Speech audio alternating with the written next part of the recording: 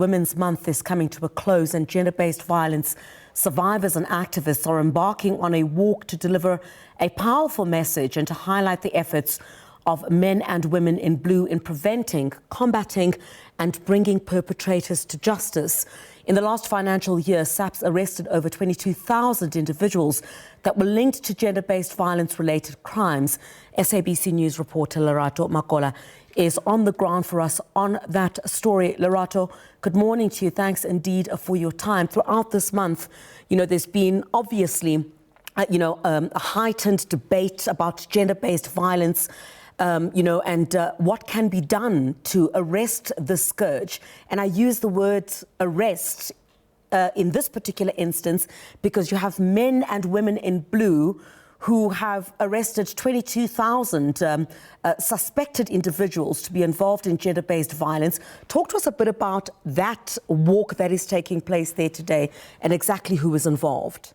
Indeed, Criselda. Well, we're coming to you live from Chris Hani Baragwanath Hospital, just outside the hospital, where the South African Police Service will lead a gender-based violence and femicide awareness campaign. Well, behind me, activists, survivors and law enforcement officials have gathered here outside the hospital for a walkabout aimed at addressing the scale of gender-based violence and femicide. Well, this is a crisis that affects thousands of people in the country. But I'm just going to bring in the organizers, the Act Now organizers. I just want them to tell us more about today's campaign. Thank you so much for your time, Sisi. Can you please tell us more about today's campaign and what's your end goal today with this campaign? So today with our campaign, our main aim is to remind South Africa that enough is enough. So we are fighting against GBVF, and we are trying to encourage the victims because we are working amongst victims and activists. We want to encourage them to go and report their abusers. We want to let them gain faith again in society and know that there's different channels that you can go to in order for you to get assistance once you have been a victim of gender-based violence or femicide. And as a woman living in South Africa, what is it that you think the government should do to cap the scourge? To be honest, as a female in South Africa, I feel like government can tighten it up a bit more on security when it comes to the police. Because you hear cases whereby women go and report a case and they are laughed at. Men go and report abuse, they are also laughed at because you're a man, you cannot be abused. You're a woman, now what did you do? So now we are saying to the government that can our police be more educated in being empathetic and sympathetic to victims, supporting them and actually give them an ear and also give them assistance, because the more you mock the victims, the less times will people want to report it, because now people do not report purely based on the fact that they are afraid that their abusers will walk free anyway. Okay, thank you so much for your time. I just want to engage with another organizer. Thank you so much for your time, with Nzigelelo. Well, I just want to know what specific measures do you think should be placed to ensure that survivors feel safe or they are protected? First of all, I would like to say most of the people should use the platform, Act Now, and engage more on finding out the problems that we go through.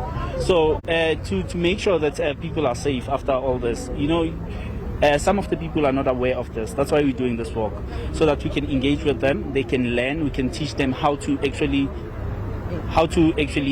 interact and how to understand and differentiate gender-based, because most of the people don't understand when you talk about gender-based and what does it mean to be a survivor. So in this work, we've arranged all type of survivors, victims, so that we can teach others and engage especially on men on how to deal with this pandemic that we're facing.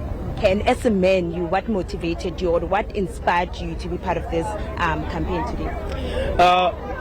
With regards to being a man, we have a problem that there's a stigma attached to men being part and parcel of the whole thing. So it starts from a boy child, As a man, we need to teach our kids how to treat ladies and stuff like that, so that we can grow into understanding what it means to keep our loved ones safe. So as a man, it's very important to keep our society safe and engage on such a movement. I invite all men and pledge on all men who actually have know anything about gender-based to come forward and teach others on how to defend the ladies or the kids that are facing these challenges. Thank you so much for your time. You're welcome. Well, there you have it, Chriselle. I'm just going to ask my colleague Nkundla to show the viewers at home what's happening here. As you can see, as I've mentioned, that activists, survivors, and law enforcement officials are here. I saw the Gauteng Provincial Commissioner. I'm just going to try and engage with him. Please, I just want to find out his plans. What's about this campaign. I'm just going to ask my colleague, just give us a few seconds while as well the survivors and the activists are here. I'm so sorry for the visuals. It's going to be a bit shaky. My apologies for that, Chriselle. I just want to engage with the Gauteng Provincial Commissioner. Well, as they've mentioned that they wanted to send a message to perpetrators of gender-based violence, that they want to send a message of a zero tolerance. Well, I'm just going to engage with the Gauteng Provincial Commissioner. Oh, Commissioner, you're live on SABC News. Thank you so much for your time. Well, Commissioner, can you please tell us more about today's campaign? What motivated you to be part of today's campaign? Greetings to everyone. I really appreciate for this opportunity. We know for the fact that the issues of gender-based violence is quite a serious issue. We know women and children are the most affected, and as such, this is one of our campaign, of which our FCS had quite a number of campaigns during the course of this year, over 300. So we are saying we are linking up with the issues of the whole government approach as approved by Cabinet in 2022 to say we are putting or posing the awareness of the abusers to say now is the time. They have to stop. And Commissioner, in your statement, you've mentioned that over 22,000 gender-based violence and femicide perpetrators were arrested in the last financial year. How is SAPS ensuring that these arrests translate into convictions? One could indicate that on the last quarter, which is a third quarter crime statistics release, one have clearly reflected the conviction, of which we had over 100 years in terms of life imprisonment and over 900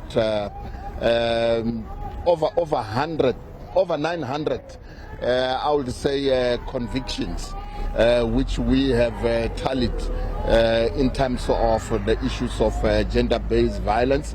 And what is most important is the campaigns like this ones, which is assisting, though in some other instances the victims will come for, but it is really assisting because we are also touching on the perpetrators to say now is the time, they have to stop.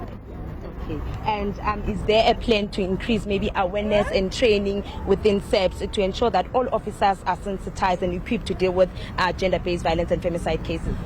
The issue of the campaigns is our continuous program. It is on our program, and then we'll continuously do so. And as well as the issues of ensuring that we arrest the perpetrators. We're having a program on which we have to deal with the arrest specifically for suspect raiding, which week in, week out. I normally reflect on it in terms of how many people are arrested. So we'll continue with those specific issues which I've reflected. Okay, thank you so much for your time. Thank you so much. Well, there you have it, Chriselle. My apologies for the shaky visuals that you saw. But what I can tell you is that the Deputy Minister of Police, Polly is expected to deliver a keynote address. But we are here monitoring everything that's happening here.